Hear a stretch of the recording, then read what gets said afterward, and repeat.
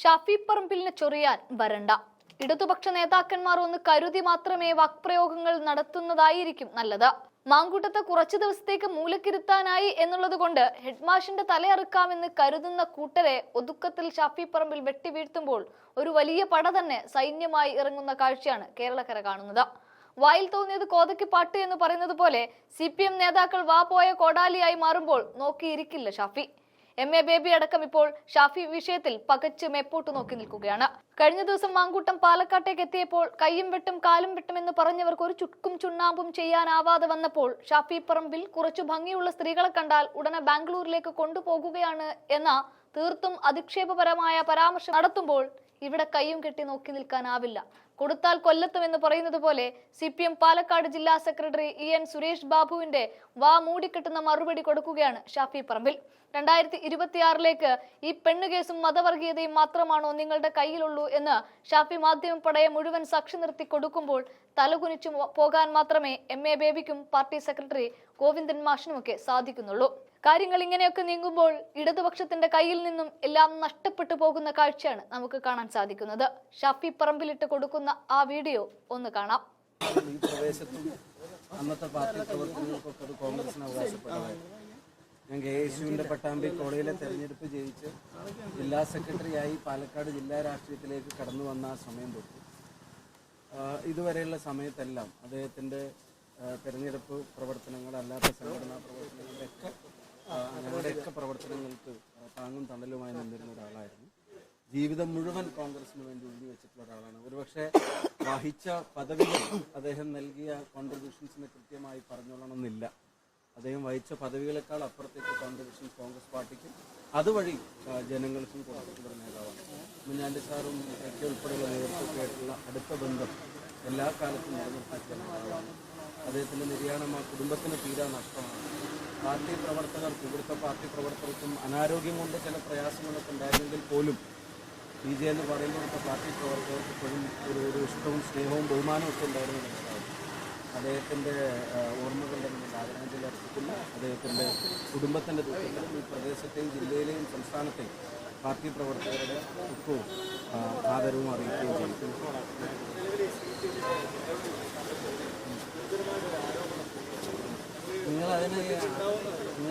പിന്നെ അതിന് ആരോപണം എന്ന് പറയുന്നതിന് വേറെ അതൊരു അധിക്ഷേപം എന്ന് പറയുന്നതായിരിക്കും നല്ലതെന്ന് എനിക്ക് തോന്നുന്നു. അത് ആ അർത്ഥത്തിൽ അയാൾ പറഞ്ഞ വാക്കുകൾക്ക് അതേ അർത്ഥത്തിൽ മറുപടി പറയേണ്ടതെന്ന് എനിക്ക് തോന്നുന്നില്ല. ഒരു മറുപടി പോലും അറിയിക്കുന്നില്ല. പക്ഷെ എനിക്ക് ഒരു ചോദ്യം ചോദിക്കാനുണ്ട്. ഇതാണോ CPMന്റെ 2026 തെരഞ്ഞെടുപ്പ് തന്ത്രം എന്നുള്ളത് അവരുടെ നേതാക്കന്മാർ വ്യക്തമാക്കുക? ഇതാണോ CPMന്റെ രാഷ്ട്രീയം? ഒരു ജില്ലാ സെക്രട്ടറിയെ കൊണ്ട് ഇങ്ങനെയൊക്കെ സംസാരിപ്പിക്കുക എന്നുള്ളതാണോ തെരഞ്ഞെടുപ്പിലേക്ക് CPM ഒരുക്കി വെക്കുന്ന മാനിഫെസ്റ്റോ? ഇതാണോ CPMന്റെ തെരഞ്ഞെടുപ്പ് പ്രകടന പത്രിക? ആലോചിച്ച് നോക്കണം. അതിന് CPM നേതൃത്വം മറുപടി പറയുന്നു. അവരുടെ സംസ്ഥാന സെക്രട്ടറിയും പാർട്ടി സെക്രട്ടറിയും MA ബേബി ഉൾപ്പെടെയുള്ള ആളുകൾ പറയണം, ഇങ്ങനെയാണോ തെരഞ്ഞെടുപ്പിലേക്ക് CPM പോകാൻ ആഗ്രഹിക്കുന്നത്? വേറൊന്നും പറയാനില്ലാഞ്ഞിട്ടാണോ? ജനങ്ങളുടെ മുമ്പിൽ വേറൊന്നും പറഞ്ഞ് പിടിച്ചേക്കാൻ പറ്റാഞ്ഞിട്ടാണോ? ഈ വ്യക്തിഹത്യയിലും അധിക്ഷേപത്തിലും ഡിപ്പെൻഡ് ചെയ്തിട്ട് ഇനിയുള്ള ദിവസങ്ങൾ, തെരഞ്ഞെടുപ്പ് അടുക്കുമ്പോഴത്തേക്കും ഇനിയുള്ള ദിവസങ്ങൾ ഇത്തരം ചർച്ചകളിലേക്ക് മാറ്റണമെന്നായിരിക്കും അവർ ആഗ്രഹിക്കുന്നത്. അപ്പൊ അതിന് അവർ വിലയിരുത്തിയിട്ട് ജനങ്ങളും വിലയിരുത്തിയിട്ട് അവരും വിലയിരുത്തട്ടെ. ഇതാണോ അവരുടെ പൊളിറ്റിക്സ്? ഇതാണോ അവരുടെ രാഷ്ട്രീയം? ഇതാണോ CPM 2026 കരുതി വെച്ചിരിക്കുന്ന തെരഞ്ഞെടുപ്പ് തന്ത്രം? ഇതാണോ എന്നുള്ളത് അവർ വ്യക്തമാക്കട്ടെ. ഇങ്ങനെ എന്തെങ്കിലും വിളിച്ചു പറയാം. അപ്പൊ ഞാൻ അതിന് പറഞ്ഞ വാചകങ്ങൾക്ക് അതേ അർത്ഥത്തിൽ മറുപടി പറയാൻ ഞാൻ ആഗ്രഹിക്കുന്നില്ല. പക്ഷെ ഈ ചോദ്യം ഞാൻ ചോദിക്കാൻ ആഗ്രഹിക്കുന്നു.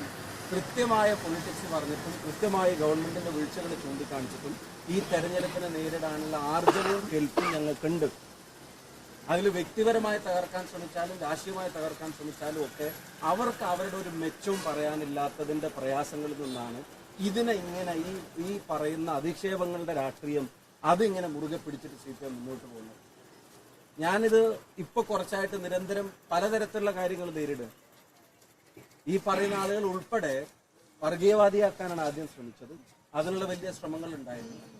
ഇപ്പൊ അത് ഏശാഞ്ഞിട്ടാണ് വേറൊരു കാര്യം കൊണ്ട് വന്നിരിക്കുന്നത്. അപ്പൊ അതിനൊന്നും ആ വാക്കുകൊണ്ട് ഒരു മറുപടി അറിയിക്കുന്നില്ല. മറിച്ച് ഈ ചോദ്യം ഞാൻ ചോദിക്കുന്നു, ഇതാണോ CPMന്റെ രാഷ്ട്രീയം? CPM 2026 കരുതി വെച്ചിരിക്കുന്ന പൊളിറ്റിക്കൽ അവരുടെ രാഷ്ട്രീയ ടൂൾ എന്ന് പറയുന്നത്, പൊളിറ്റിക്കൽ ടൂൾ എന്ന് പറയുന്നത്, രാഷ്ട്രീയ തന്ത്രം ഇതെന്ന് പറയുന്നത് ഇതാണോ എന്നുള്ളത് ചോദിക്കാൻ ആഗ്രഹിക്കുന്നു. ഞാൻ പറഞ്ഞത് ആ നിലവാരത്തിലാണ് ജില്ലാ സെക്രട്ടറി ആയിട്ടിരിക്കുന്നത്. അപ്പോൾ അത് CPM ആലോചിക്കട്ടെ. ഞാൻ ആവർത്തിച്ചല്ലോ, എന്റെ ചോദ്യം വളരെ ക്ലിയർ ആണല്ലോ. അതൊക്കെ ആലോചിക്കും. ഞാൻ അതിന്റെ ബന്ധപ്പെട്ട ആളുകളായിട്ട്, പാർട്ടി നേതൃത്വം ബന്ധപ്പെട്ട ആളുകളായിട്ട് അല്ലെങ്കിൽ ഞാൻ പറയുന്നത് ഇങ്ങനെ ഒരു തരം ആക്ഷേപങ്ങൾ, അതിന്റെ പേരിൽ ഉണ്ടാക്കുന്ന വാർത്തകൾ, എന്നിട്ട് അതിന്റെ പേരിൽ ഈ ഇഷ്യൂസിനെ ഡൈവേർട്ട് ചെയ്ത് ഗവൺമെന്റിന്റെ വീഴ്ചകൾ, പരാജയങ്ങൾ അതൊക്കെ മറച്ചു വെക്കാൻ ഇതിനെ ഒരു പുകമറയായി കൊണ്ടു നടന്ന് ഇങ്ങനെ പറഞ്ഞുകൊണ്ട് നടന്നിട്ട് അതിന് അധിക്ഷേപത്തെ രാഷ്ട്രീയ തന്ത്രമായി 2026 കരുതി വെക്കുന്ന CPM-ന്റെ മുഖമാണ് ഇവിടെ വ്യക്തമാകുന്നത്. അത് അവരുടെ നേതൃത്വം പറയണം. മുഖ്യമന്ത്രി ഉൾപ്പെടെയുള്ള ആളുകൾ ഇങ്ങനെയാണോ അവർ തെരഞ്ഞെടുപ്പിനെ നേരിടാൻ ഉദ്ദേശിക്കുന്നത്? എങ്ങനെ അവർ നേരിട്ടാലും ഈ തെരഞ്ഞെടുപ്പിൽ അവർക്ക് അനുകൂലമായിട്ടൊന്നും ഉണ്ടാവാൻ പോകുന്നില്ല എന്നുള്ളത് അവർ തിരിച്ചറിയും. അതിപ്പം പാലക്കാട്ട് ഉൾപ്പെടെ പല പ്രഖ്യാപനങ്ങളും ഇവരൊക്കെ നേതൃത്വം ഏറ്റെടുത്ത സമയത്തൊക്കെ പാലക്കാട്ട് ഉൾപ്പെടെ നടത്തിയതാണ്. അതൊന്നും നടപടിയാവുന്നില്ല.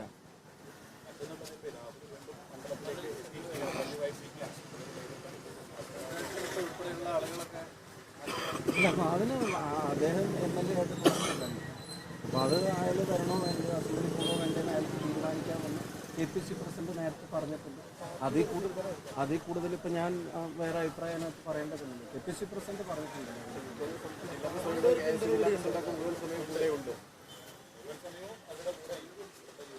അല്ല, KPCC പ്രസിഡന്റ് പറഞ്ഞു. അതും KPC പ്രസിഡന്റിനോട് തിരുവനന്തപുരത്ത് ചോദിച്ചപ്പോൾ പറഞ്ഞിട്ടുണ്ടായിരുന്നു. അദ്ദേഹം തന്നെ മറുപടി പറഞ്ഞിട്ടുണ്ട്. പാർട്ടിയുടെ പ്രസിഡന്റ് തന്നെ അതിന് മറുപടി പറഞ്ഞിട്ടുണ്ട്. അതിന് കവർ ചെയ്തിട്ട് ഞാൻ പറയേണ്ട ആവശ്യമൊന്നും ഞാൻ കരുതുന്നില്ല. അതിൽ പ്രതിപക്ഷ നേതാവ് പറഞ്ഞിട്ടുണ്ട്, ഇത് എല്ലാവരും കൂടെ ഒറ്റക്കെട്ടായിട്ട് എടുത്ത തീരുമാനങ്ങളാണെന്നൊക്കെ പ്രതിപക്ഷ നേതാവ് പറഞ്ഞിട്ടുണ്ട്. അപ്പോൾ അതിൻ്റെ ഇടയിൽ വേറെ സംശയങ്ങൾ ഉണ്ടാക്കാൻ ഇന്ന് അദ്ദേഹം മാധ്യമ പ്രവർത്തകരെ കണ്ടപ്പോൾ അദ്ദേഹം പറഞ്ഞത് വേറെ ഡൗട്ട്സ് അതിനകത്ത് ക്ലിയർ ചെയ്യേണ്ട കാര്യമില്ല. അദ്ദേഹം പറഞ്ഞു പാർട്ടിയിൽ നിന്ന് പുറത്താക്കിയ ആൾക്ക് പോലും ഞാൻ കൈവരിക്കുന്നുള്ളത് അദ്ദേഹം എന്ന് പറയുന്ന രാവിലെ പ്രതികരണങ്ങൾ കേട്ടു. അപ്പം ഞാൻ മാധ്യമപ്രവർത്തകരോടും പറയുന്നു, നിങ്ങളും അജണ്ട ഫിക്സ് ചെയ്യുമ്പോൾ ന്യൂസിന്റെ അജണ്ട ഫിക്സ് ചെയ്യുമ്പോൾ ഇത് തന്നെ ഇങ്ങനെ ഒരു കണ്ടിന്യൂസ് ആയിട്ട് അത് തന്നെയാണ് ഏറ്റവും പ്രധാനപ്പെട്ട ഇൻസിഡന്റ് കേരളത്തിലെ സംഭവവികാസം എന്നുള്ള തരത്തിൽ അത്തരം വാർത്തകൾ ചിലത് കൊടുക്കുന്നതും ചില വാർത്തകൾ ഉണ്ടാക്കുന്നതും ചിലത് ഭാവനയിൽ നിന്ന് വരുന്നതും ഒക്കെ ആയിട്ടില്ല. ഇപ്പം ഞാൻ കഴിഞ്ഞ തവണ പാലക്കാട് വന്നപ്പോൾ തന്നെ പാലക്കാട്ടെ മാധ്യമ പ്രവർത്തകർ, നിങ്ങൾക്ക് തന്നെ അത്രയും അറിയാവുന്ന മാധ്യമ പ്രവർത്തകരാണ്. നിങ്ങൾ കൊടുത്ത വാർത്ത എന്താ? ഞാൻ ചന്ദ്രേട്ടൻ്റെ വീട്ടിൽ പോയി ഗ്രൂപ്പ് യോഗം ചേർന്ന് ചന്ദ്രേട്ടൻ എവിടെ നിന്നിരുന്നപ്പോൾ മൂകാംബിക നിൽക്കുന്ന സമയത്ത് നിങ്ങൾ വാർത്ത എന്നിട്ട് അതിനെപ്പറ്റി ചോദിച്ചപ്പോൾ ചില മാധ്യമപ്രവർത്തകർ പറഞ്ഞു അത്രയും കൺഫേംഡ് സോഴ്സാണ്. എന്ന് വെച്ചാൽ ഞാൻ പോയിട്ടേ ഇല്ലാത്ത സ്ഥലത്തെ സംബന്ധിച്ച് ഞാൻ നേരിട്ട് പറഞ്ഞു, ഞാൻ ആ ഭാഗത്തേ പോയിട്ടില്ല എന്ന് നേരിട്ട് പറഞ്ഞിട്ട് അദ്ദേഹം അവിടെ ഇല്ല എന്ന് പറഞ്ഞിട്ടും കൺഫേംഡ് സോഴ്സാണെന്ന് പറഞ്ഞിട്ട് നിങ്ങൾ വാർത്ത കൊടുക്കും. അത്തരം ഭാവനകളിൽ നിന്നുള്ള വാർത്ത കൊടുക്കലും നിർത്തണം എന്നുള്ളൊരു അഭ്യർത്ഥനയാണ് ഞാൻ പറഞ്ഞത്. KPCC പ്രസിഡന്റ് അതിനകത്ത് മറുപടി പറഞ്ഞു, പ്രതിപക്ഷ നേതാവ് അതിനകത്ത് മറുപടി പറഞ്ഞു. അതാ ഞാൻ പറഞ്ഞത്, KPC പ്രസിഡന്റിനോട് നിങ്ങൾ തിരുവനന്തപുരത്ത് ചോദിച്ചപ്പോൾ അദ്ദേഹം പറഞ്ഞ മറുപടി നിങ്ങൾക്ക് ഓർമ്മയില്ല, എനിക്ക് ഓർമ്മയുണ്ട്. മാധ്യമ പ്രവർത്തകർ ചോദിച്ചപ്പോൾ പറഞ്ഞ മറുപടി എനിക്ക് ഓർമ്മയുണ്ട്. അല്ല, അതാ ഞാൻ ചോദിക്കുന്നത്, അതെങ്ങനെ? അപ്പൊ ഞാൻ ചോദിക്കുന്നത് നിങ്ങൾ എന്താ ഉദ്ദേശിക്കുന്നത്? നിങ്ങൾ എന്താ ഉദ്ദേശിക്കുന്നത്? ഞാൻ ചോദിക്കുന്നത് അല്ല, എന്റെ ചോദ്യം ഇപ്പൊ നിങ്ങൾ കുറെ ചോദ്യം എന്നോട് ചോദിച്ചല്ലോ, നിങ്ങൾ എന്താ ഉദ്ദേശിക്കുന്നത്? നിങ്ങൾ എന്താ ഉദ്ദേശിക്കുന്നത്? ഇനി ഒരാളും മിണ്ടാൻ പാടില്ല, ഇനി ഒരാളും അടുത്ത് പോകാൻ പാടില്ല എന്നാണോ നിങ്ങൾ ഉദ്ദേശിക്കുന്നത്? അപ്പൊ അതിനുള്ള മറുപടി ഞാൻ പറഞ്ഞു, ആ ചോദ്യത്തിനുള്ള മറുപടി KPC പ്രസിഡന്റ് പറഞ്ഞു കഴിഞ്ഞതാണ്. പിന്നെയും നിങ്ങൾ ആവർത്തിച്ച് ഇതന്നെ പറഞ്ഞുകൊണ്ടിരിക്കുന്നതിന്റെ നിങ്ങളുടെ കാരണം എന്ന് പറയുന്നത് ഇതിലെ വാർത്തകളിലേക്ക് നിങ്ങളുടെ വാർത്താ സ്പേസിനെ കൊണ്ടുപോകാന്നുള്ളതാണ്. അതല്ലാതെ ഒരുപാട് കാര്യങ്ങൾ നടക്കുന്നുണ്ട്. അതുകൊണ്ട് KPC പ്രസിഡന്റ് പറഞ്ഞതിൽ കൂടുതൽ ഞാൻ ഈ കാര്യത്തിന് മുമ്പ് പ്രതികരിച്ചിട്ടുള്ളതാണ്. ഞാൻ വളരെ ക്ലിയർ ആയിട്ട് തന്നെ പറഞ്ഞിട്ടുള്ളതാണ്. KPC പ്രസിഡന്റ് പറഞ്ഞതിൽ കൂടുതൽ ഒരു വാക്കും ഞാൻ അതിൽ കൂടുതലോ കുറവോ പറയാൻ ആഗ്രഹിക്കുന്നില്ല എന്നുള്ളത്. പിന്നെ ഇനിയിപ്പോ ഞാൻ പറഞ്ഞ എന്താ, അപ്പൊ എന്നോട് ചോദിച്ചാൽ ഞാൻ പറഞ്ഞ പിന്നെ അതാണ് വാർത്ത. ഇപ്പൊ ഞാൻ നേരത്തെ പറഞ്ഞതിന്റെ എക്സ്പ്ലനേഷനോ അതിന്റെ ബാക്കി കാര്യങ്ങളൊന്നുമല്ല. അപ്പൊ പിന്നെ ഇതാണ് വാർത്ത. പിന്നെ അതിന്റെ കൂടെ വാർത്താ സ്പേസും പോവുക. അപ്പൊ അതിന്റെ പിന്നാലെ തന്നെ ഇങ്ങനെ നിൽക്കാൻ ഞങ്ങളും ആഗ്രഹിക്കുന്നില്ല. മറ്റു വിഷയങ്ങളുണ്ട്, ഗവൺമെന്റിനെതിരായിട്ടുള്ള ചെയ്തികളുണ്ട്. രാഹുൽ ഗാന്ധി നടത്തുന്ന പോരാട്ടത്തിന് പിന്തുണയുണ്ട്. അത് കോൺഗ്രസ് സിഗ്നേച്ചർ ക്യാമ്പയിൻ നടത്തുന്നു. കോൺഗ്രസ് എല്ലാ കേൾക്കാൻ പോലും പറ്റുന്നില്ല അല്ലെ? കോൺഗ്രസ് എല്ലാ വീടുകളിലേക്കും അതുമായിട്ട് എത്തുന്നുണ്ട്. രാഹുൽ ഗാന്ധി ഒരു പക്ഷേ പിന്നെ ഈ വോട്ട് ചോരിയുമായിട്ട് ബന്ധപ്പെട്ട് കേരളത്തിലേക്ക് എത്തിയേക്കാമെന്നുൾപ്പെടെയുള്ള തീരുമാനങ്ങൾ നേതൃത്വം എടുക്കാൻ പോകുന്നുണ്ട്. അപ്പം ഞങ്ങളുടെ അജണ്ടകൾ ക്ലിയറാണ്. ഈ ഗവൺമെന്റിന്റെ പോലീസ് നയങ്ങളിലെ വീഴ്ചകളുണ്ട്, അതിനെതിരായിട്ടുള്ള സമരങ്ങൾ നടക്കുന്നുണ്ട്. വലിയ സമരങ്ങൾ, പ്രതിഷേധങ്ങൾ, ഗവൺമെന്റിന്റെ വീഴ്ചകളിലെ പ്രക്ഷോഭങ്ങൾ, സംഘടനാ പരിപാടികൾ, തെരഞ്ഞെടുപ്പ് മുന്നൊരുക്കങ്ങൾ, അതൊക്കെ ഞങ്ങൾ നടത്തിക്കൊണ്ടിരിക്കുന്നുണ്ട്. അതിനകത്ത് ഒരു വശത്ത് CPM അവരുടെ അധിക്ഷേപ പരമ്പര കൊണ്ട് അതിനെ മറച്ചു വെക്കാൻ ശ്രമിക്കുന്നു. നിങ്ങളാണെങ്കിൽ അതിൽ എന്തെങ്കിലും ഒരു വാക്കോ വഴി കിട്ടിയിട്ട് അത് നിങ്ങളുടെ ഭാവനയും കൂടെ ചേർത്തിട്ടുള്ള പല വാർത്തകളും സ്പേസ് ഇന്നിപ്പോ പിന്നെ യൂത്ത് കോൺഗ്രസ് പിന്നെ പ്രസിഡന്റ്ഷിപ്പിനെ പറ്റി പോലും ഇന്ന് രാവിലെ വാർത്തകൾ അങ്ങ് വരികയാണ്. പാർട്ടി എടുക്കാത്ത തീരുമാനം അല്ലെങ്കിൽ പാർട്ടി ആലോചിച്ചതോ ആലോചിക്കാത്തതായിട്ടുള്ള തീരുമാനങ്ങളൊക്കെ നിങ്ങളുടെ ചില ചാനലിൽ സ്ഥാനാർത്ഥി പ്രഖ്യാപനം പോലും നടത്തിയായിരുന്നു.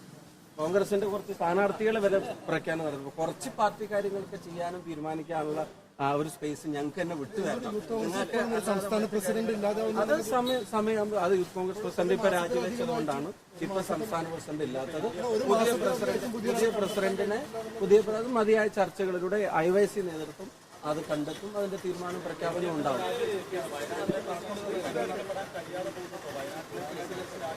അത് KPC പ്രസിഡന്റ് എന്താ പറഞ്ഞത്? അപ്പൊ പുള്ളി പറയാത്തതിനേക്കാൾ അധികം ഞാൻ പറയണം എന്നാണ്. പാർട്ടിയുടെ പ്രസിഡന്റിന്റെ പ്രതികരണത്തെക്കാൾ കൂടുതൽ പുള്ളി അധികം പറയാത്തത് കൊണ്ട് ഞാൻ പറയണമെന്നല്ല. മറ്റേ തന്നെ വീണ്ടും അതന്നെ ഞാൻ പറഞ്ഞല്ല. അതിനെല്ലാം മറുപടി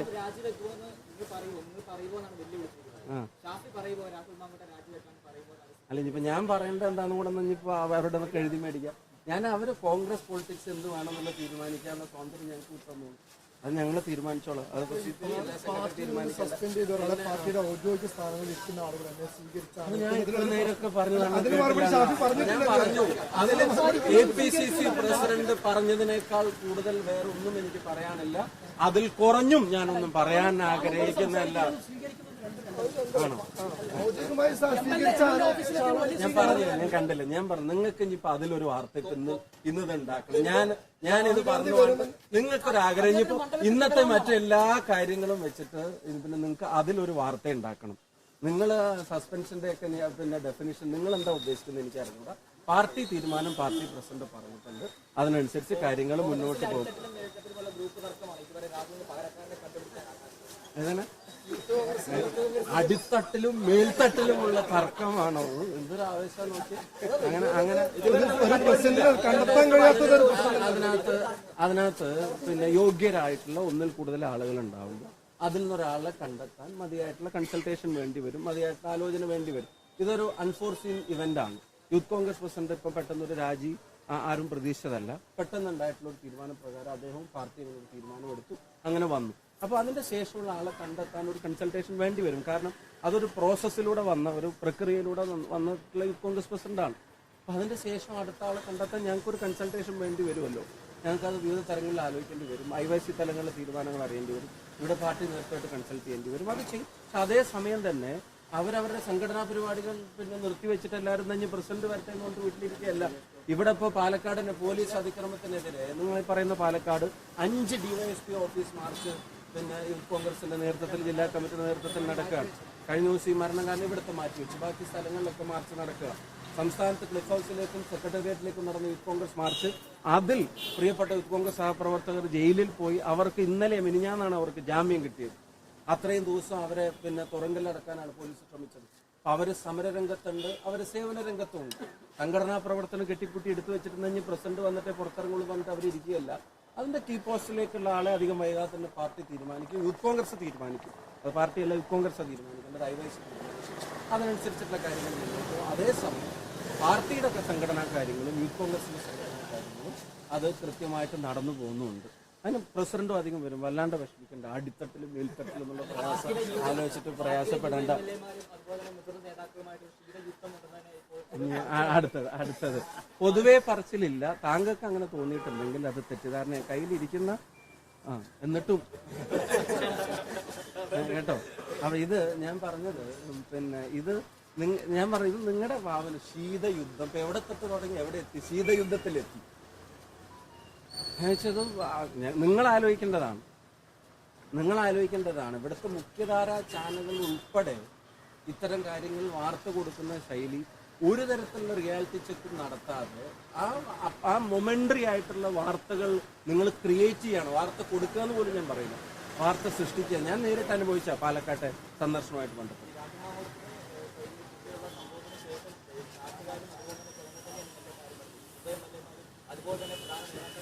നാട്ടുകാരെല്ലാവരും നിങ്ങളെ വിളിച്ച് പറയാണോ ഇങ്ങനെ ഒരു ശീതയുദ്ധം നടക്കുന്നുണ്ട് എന്നുള്ളത്? ഞങ്ങളും നാട്ടുകാരോട് സംസാരിക്കുന്നുണ്ടല്ലോ. എല്ലാ നാട്ടുകാരും വെച്ചിട്ട് ശീതയുദ്ധം എന്തായിട്ടാന്നല്ലല്ലോ ഞങ്ങളോട് ചോദിക്കുന്നത്.